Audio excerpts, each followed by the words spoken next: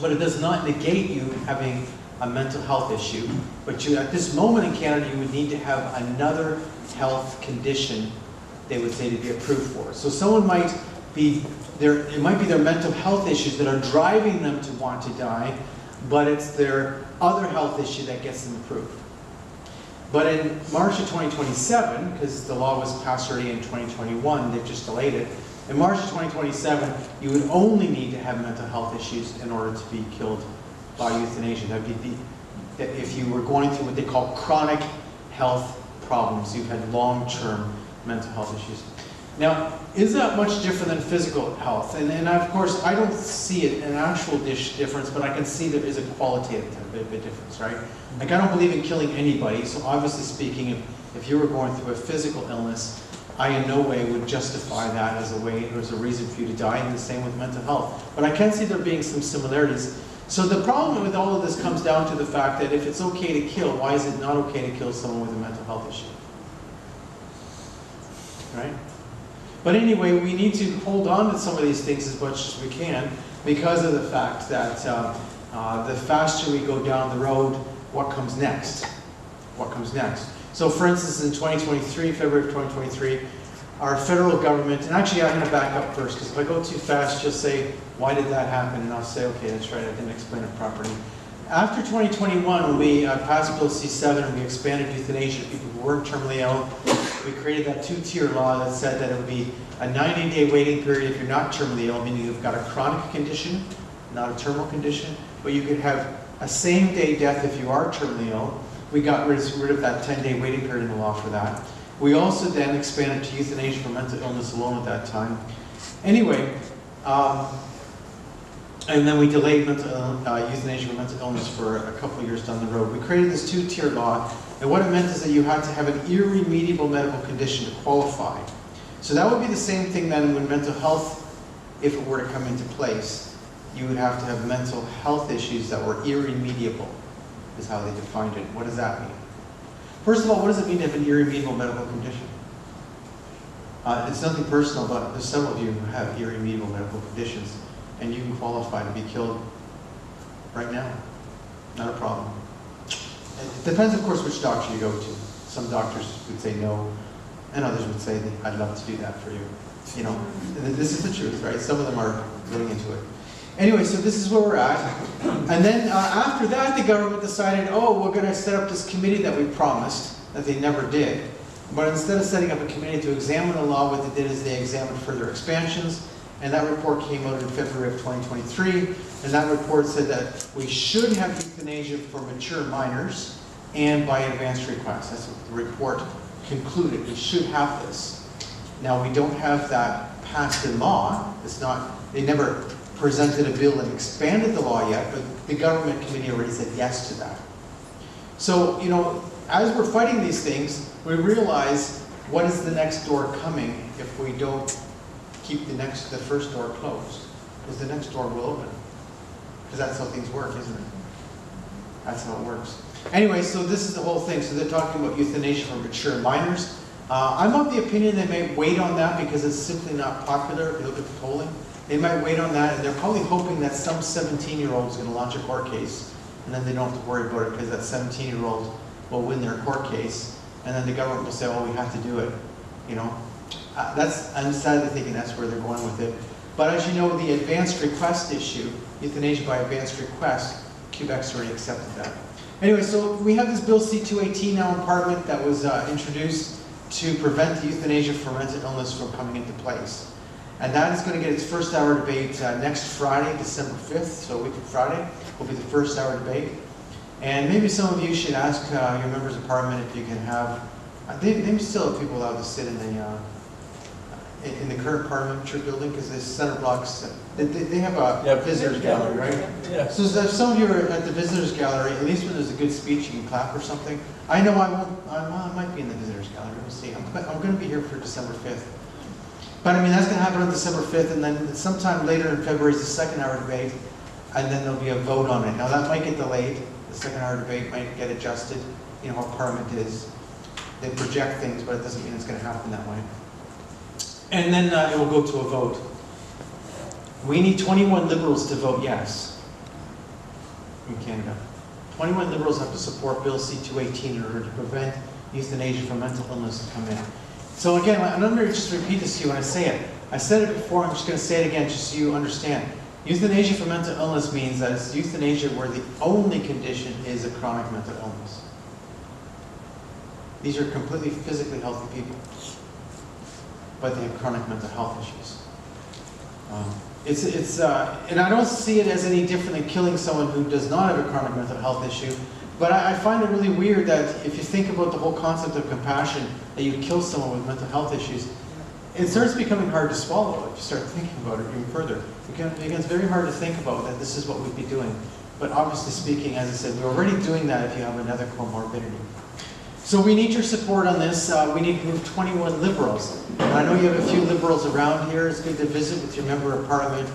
Now, when you're visiting with a Member of Parliament, and I'm not going to be mean to you or anything, but I don't think it's a good idea to say, I'm a member of Ottawa Action Life, and then, because then they know exactly who you are already, and they might listen to you politely, and then you leave. They're not, because if they're on the fence, they know where you stand, and I'm sorry, but this is cultural problem going on.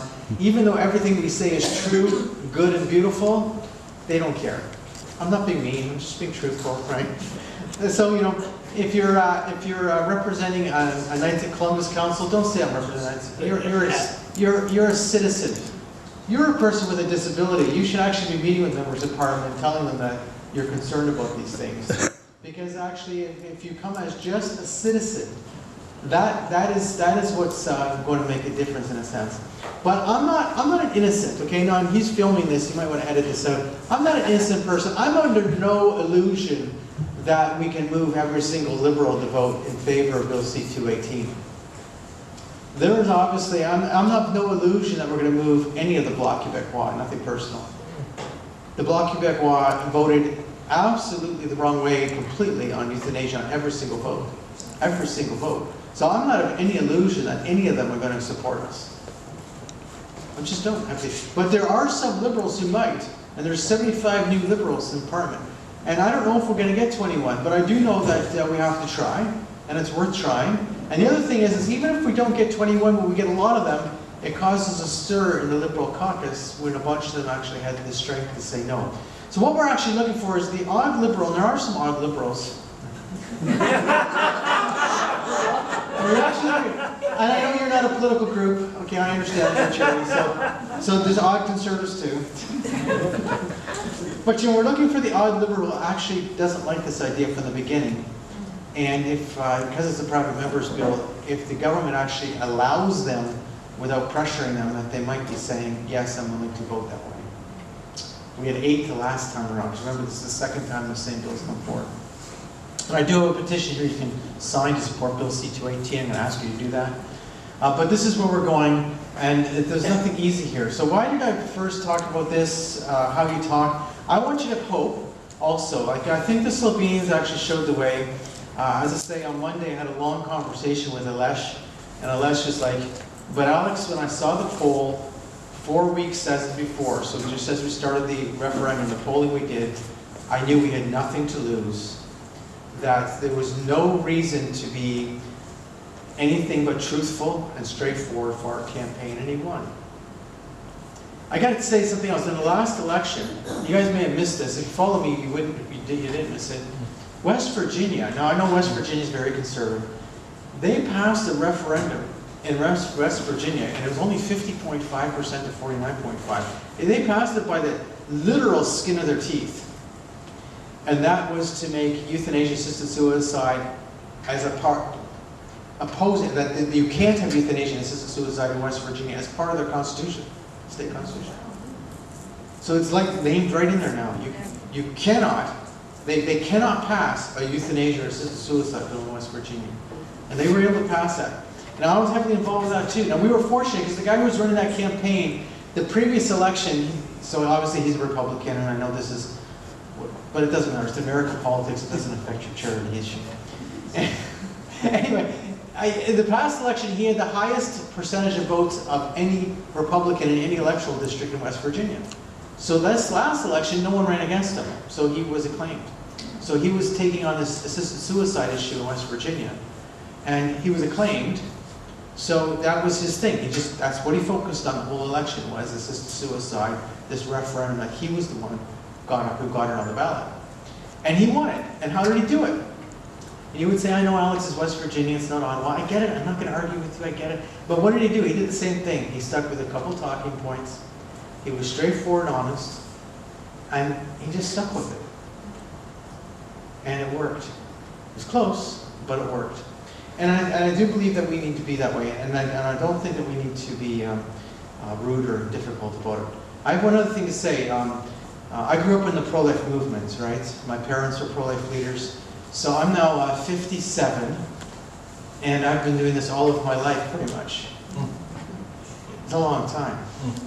So either I've got real serious issues, but what I do have is a lot of experience. And so I have to thank Auto Action Line for some of the things it does, but I have to challenge you in another way. Because, a lot of the pro-life groups, what's happened is that it's become difficult over the years. Like, let's be honest, it's difficult. The culture's not with us in any way. Some of our churches are with us, and some of our churches are not with us, and this is just a reality, and a lot of people have become hardened by the issue.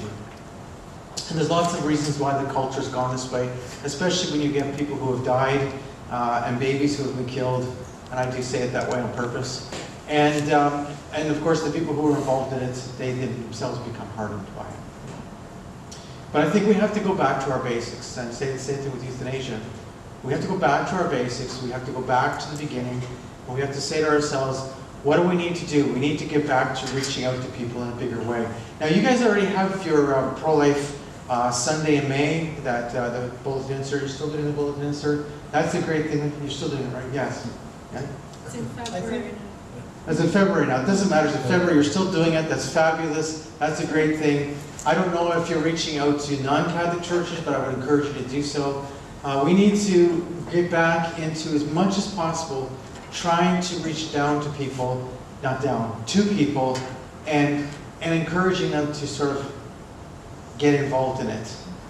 Even if it's just a minor way to get involved in it. Because there's so many people in the culture, and you think about this, when I say to someone, I'm opposed to killing people, and then they're looking at me, and then they sort of, oh, okay, now I know what he's saying. I'm just saying that the culture has moved so far that we need to be that sort of salt and light. And the only way we can do it is we have to be far more oriented towards getting back to where we were in the beginning. Now, what are we in the beginning? My mother wasn't the only one who was involved in the early days. There was lots of people involved in the early days, but because they didn't have a movement at this stage, there wasn't a movement that they started with. They knew there was people who agreed with them. They went out and they went from church to church, and they were making presentations, and they would ask people to join. Were they all perfect at it? No. Was it the best presentations in the world? Well, some of them were good, some of them maybe not been the best, but they did. People joined, people got on board, they had things, they did things, and people would say, yes, but what happened? Well, they got a lot of people involved, actually, and if you think if they had not existed, things would be worse today than if they had, for their existence has made a big difference in the culture. Second thing is, so we have to, I think, really get back to the basics, getting back to that bottom line again. How do we get to people? How do we invite people in? The second thing is, how do we define success? Because if we define success by bringing in a law, guess what? We're never going to be successful at this time. No, I'm not saying it'll never happen. Actually, what I'm saying is that it looks pretty bleak then. But if you define success by the lives that have been affected by our message and the long-term lives that are saved because we exist and we speak out and we do what we do, that makes a huge difference. Got a call from this woman, and she's living in Mississauga. And this was actually during COVID. It's a semi-COVID story, but I mean, the story itself goes far beyond COVID. It was and if you've heard me speak recently, you would have heard this talk, because I tend to use it, it's very important. Because it was like late January, and this woman was calling me, and someone had said, oh, you should call this number, and I answered the phone, I'm talking to her. Once again, what am I doing? I'm listening. I don't know who she is, she doesn't know who I am, right? She wants to die. Okay? She's got serious health problems. She has a really hard time walking. She can't get out of her apartment. And worse, what made it worse at this point was COVID. So she was saying, like, it's hard for me even to try and order food. People are afraid to bring things to you. I can't go out. I can't go see my doctor. It's not possible because I can't get into a cab. I can't do this. I can't do that. I've lost hope. I want to die. And I spent a lot of time talking to her. And listening, and listening, and listening, and listening. And at the end of the conversation, I'm thinking, what am I supposed to say to her? I'm saying, well, I understand how you feel. It makes total sense. You're saying you have a hard time walking. You're stuck in this apartment. It's cold outside. It's icy around. There's no one taking you things. It's hard even to get food delivered to you. I can hear what you're going through. I said, but guess what? I said, spring is coming. I said, here's my cell phone number. I gave her my cell phone number. I said, call me back. Anytime you want, any time of the day, just call me back. I'll talk to you. And I did. She called me several times. I spoke to her. But I said, spring is coming. Do you have any friends in the building? She says, yes, I have a couple friends. I said, well, when spring comes, I said, do you have a walker that allows you to get out? She says, I do have a walker. I said, well, I can see these are dark days. It's cold outside, all this stuff going on. But when spring comes, get a friend to go with you and go out a bit. Just get out a bit. And I said, you'll feel a lot better, but call me. And she called me several times. And then I got a call last year around, I don't know, it's like February, March. Should have written down the date, didn't do that. She calls me up, she says, Alex, do you remember me? I said, well, of course I remember you. It's been a couple of years, but it hadn't actually been a couple of years since the last call with her. I said, of course I remember you. And she says, well, I need to talk to you because there's a woman on the floor of my apartment building who's been approved for maid and I want to talk her out of it. Right? So,